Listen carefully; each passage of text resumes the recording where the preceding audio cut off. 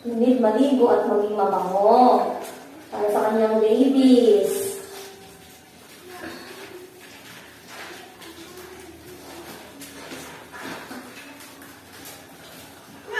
Oh, wait lang po. Nilinis mo ang katawan. Kasi, para hindi mabaho. Dito ka muna, baby.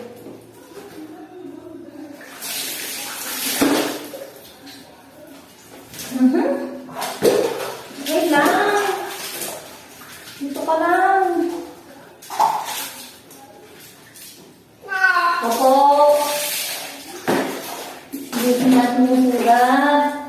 At saka yung katawan. Para di mabaho. Opo.